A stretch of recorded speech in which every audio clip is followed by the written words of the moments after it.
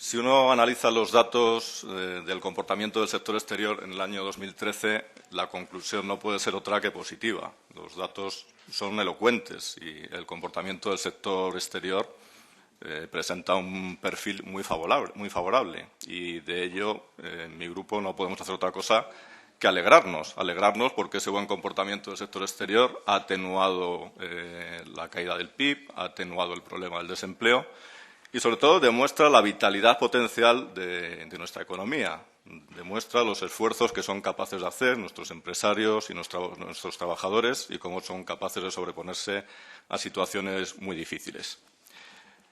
Dicho lo cual, es cierto que se perciben en el ejercicio dos tramos diferenciados y que en la segunda parte del ejercicio parece haber una desaceleración. Usted ha hablado de datos globales, que en el conjunto del año son positivos, pero mi primera pregunta sería si se percibe un peor comportamiento en la segunda parte y si eso se ve como coyuntural o como algo más preocupante.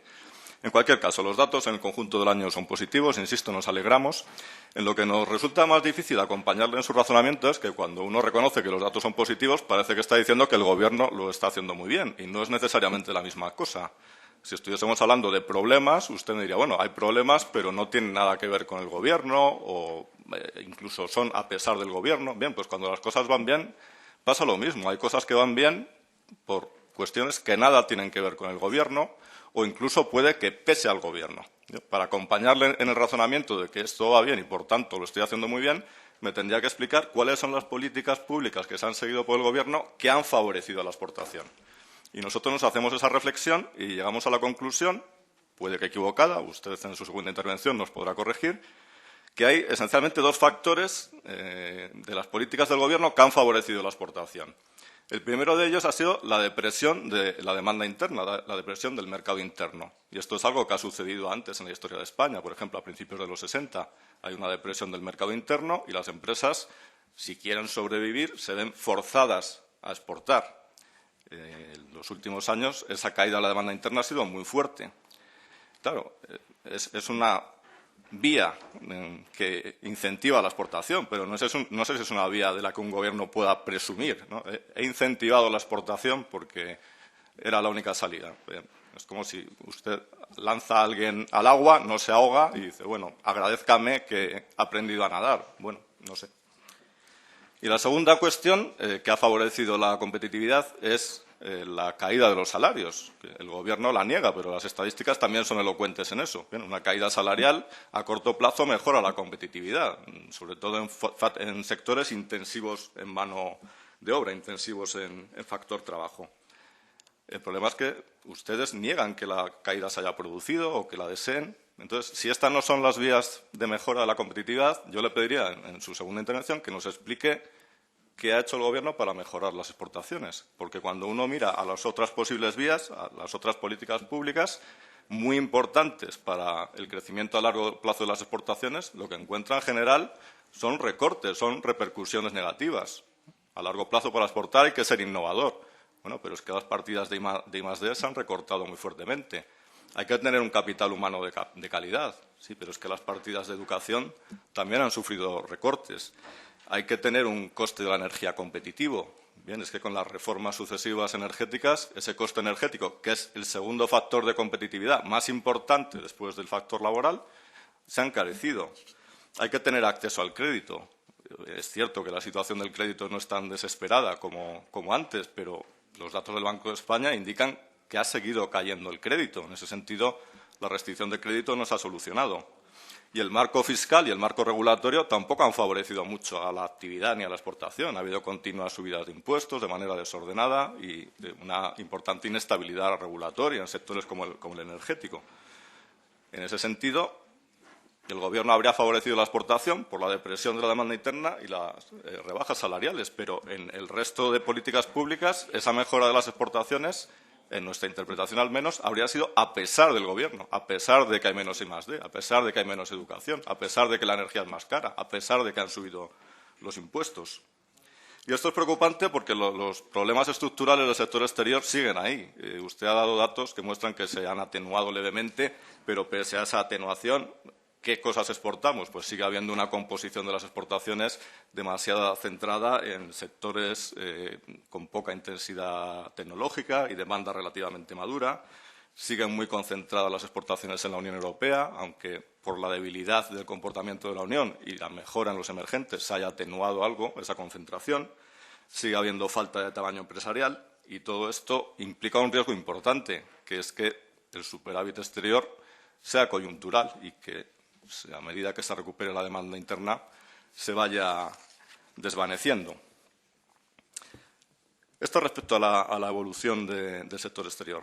Respecto a las políticas públicas directas de apoyo a la exportación, que es donde se enmarca el FIEM, cuyo informe debatimos hoy. Hay un tema del que los otros portavoces no han hablado, pero que a mi grupo le preocupa extraordinariamente, que es la dispersión de esfuerzos en estas políticas públicas de apoyo a la exportación, porque se duplican esfuerzos a nivel estatal y a nivel autonómico. El Gobierno tomó algunas medidas bien intencionadas para integrar esas oficinas comerciales autonómicas o embajadas, como se llaman coloquialmente, en la red del Estado para coordinar mejor sus actividades con las embajadas estatales.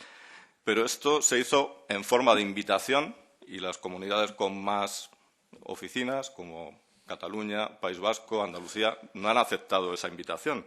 Y, por tanto, a nuestro modo de ver, se sigue produciendo esa dispersión de esfuerzos que dificultan mucho que realmente haya una marca España reconocible y dificultan mucho el uso eficiente de unos recursos escasos que deberían utilizarse para dar esa imagen de marca.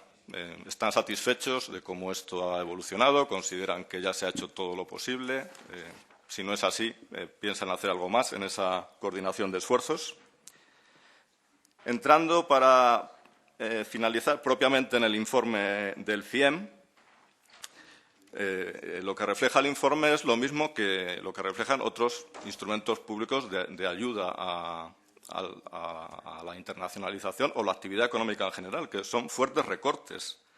En la página 9 del informe se dice claramente, hay una reducción progresiva de la dotación y de su uso, de su ejecución. Y, efectivamente, si vemos la dotación de este fondo en los presupuestos generales del 2011, estaba dotado con 316 millones de euros. En el 2013, con 199. Son cantidades no muy significativas, pero es que además ha sufrido una reducción del 37% en estos 2 años. Y a eso se suma su bajo grado de ejecución. No parece que estemos hablando de cantidades muy significativas como para suponer un vuelco en el comportamiento de un sector como el sector exterior. Y esto cuando, insisto, las condiciones de financiación siguen siendo problemáticas. Insisto, los datos del Banco de España siguen diciendo que hay una restricción de crédito, porque usted ha venido a decir, bueno, esto no se utiliza porque ya se financian en el mercado. La financiación a las empresas ha seguido y sigue cayendo en nuestro país. Las consecuencias de esta escasa dotación de recursos pues, también se ven con claridad en el resto del informe. Por ejemplo, de las 4 líneas de financiación previstas, 2 no se dotan en 2013, ni la de BATIC ni la financiación en condiciones comerciales para operaciones de inversión.